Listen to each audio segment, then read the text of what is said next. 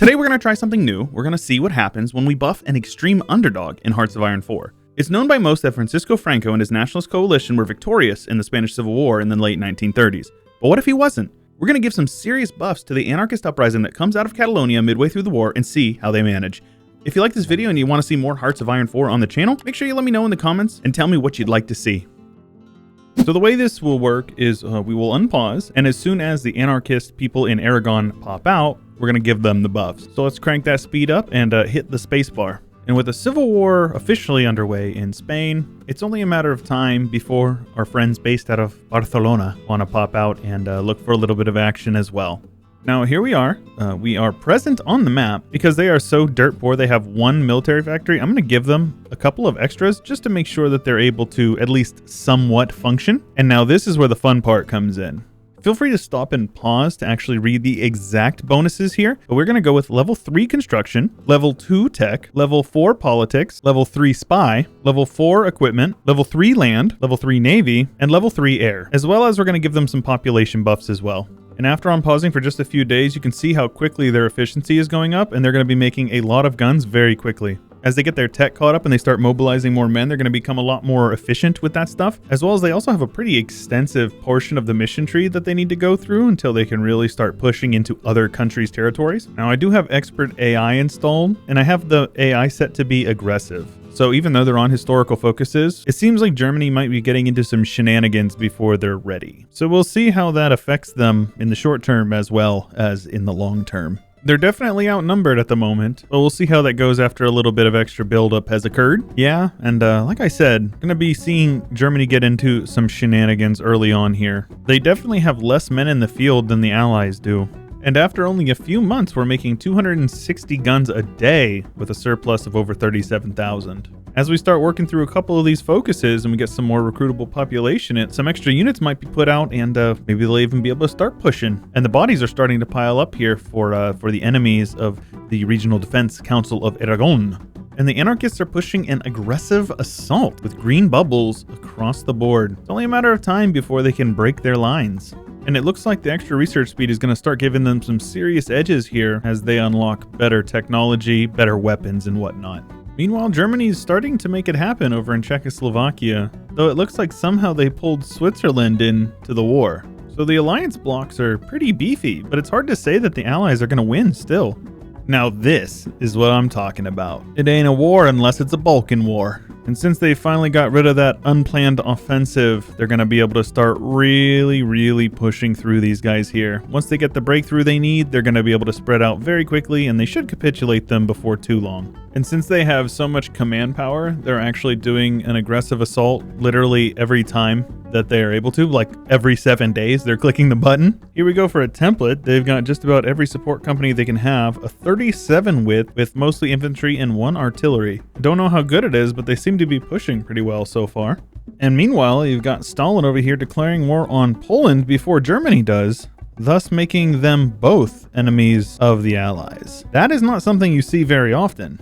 And now we've got some Portuguese anarchism spawning the anarchist commune of Portugal over here. A little bit of a civil war going on. Uh-oh, and Portugal joined the Allies. That means it's only a matter of time before France joins, and then Spain is actually at war with everybody around it. Somehow, Hirohito is over here controlling land in Portugal. Nice little encirclement over here. Oh, that's gonna sting. That's gonna sting. And there you go. They took 24 states and nationalist Spain was annexed. The push into southern France is going quite well so far. Hey, Germany, you doing okay there, buddy? We've got Switzerland making their way into northern Italy as well as Austria. Czechoslovakia has taken back all of their land and then some. And I reckon it's only a matter of time before the UK starts getting brave and landing some men navally in northern Germany. It seems that we have a capitulation in France, and all of the land has been given to the Regional Defense Council of Aragon. Seems like we don't really have an issue with sending lots and lots of guns and weapons over there to Germany. Oh, yo, this new flag is sick. I didn't even realize that they changed. They are now the Regional Defense Council of Iberia. And it looks like the Iberians have actually landed on the British Isles and are stacking up quite a few men over there. It's only a matter of time before they're overrun. And then the only one standing in their way will be the United States. We'll see if they decide to do anything with that. Now, I mentioned this in a previous video, and I just cannot get over the idea that there is a city in northern England called Cockermouth. What do you call somebody from Cockermouth? What would a person who lives in that city be called? If you do know, make sure you let me know in the comments. The United Kingdom has capitulated. They gave the Iberians a couple of trains and some other, and now they are under the control of the Regional Defense Council of Iberia. And I haven't really mentioned it. The conquest of Africa has actually been going quite well also, all the way down into the Congo. I'm just going to come out and say it. Belgium does not deserve to have the Congo, and I think it would honestly be better served to go to Iberia, no matter what the timeline is. Well, I can't say that I expected it, but I also can't say that I'm very surprised. It appears that in the meantime, the Defense Council has actually declared war on Germany. When you're comparing these numbers, I don't think that these losses are sustainable on Germany's part, though, especially when you compare it to 1.8 thousand per day. They have almost 1 million support equipment and 600,000 anti-tank guns. The Global Defense Council war machine is, it's certainly churning at this point. Now, this is an interesting development. It appears that we have nuclear reactors. And oh my gosh, Germany just declared war on the Soviets. Now, why would you go and do that, Germany? Of course, they finished the war with the USSR focus. That means they have to attack them as soon as they finish it, right? The AI, man. The AI is just out to get itself sometimes. Well, I think this war just got a lot easier for the Defense Council. Even with the Russians pushing on the Eastern Front, it looks like the Global Defense Council might have gone in over their head by attacking into the Axis. They definitely could turn it around. They certainly have the economy to do it. It's just going to be a matter of whether or not the AI is competent enough or not. No, look what they did to my boy. Madrid was nuked, bro. Madrid was nuked and it destroyed everything. Yo, all those poor people. Now, I don't know if we're supposed to call it a comeback, but it does seem like the Global Defense Council is making a bit of a comeback. They've completely kicked them out of the Middle East as well as Egypt, Turkey, most of the Balkans, and for a while they were actually kicked out of southern Italy. But they've come back and they've reclaimed most of France. And I think I know why. Germany is really starting to run out of steam here, minus 8,000 trucks. Italy's got guns, but that's about it. They're running low on a lot of other things as well.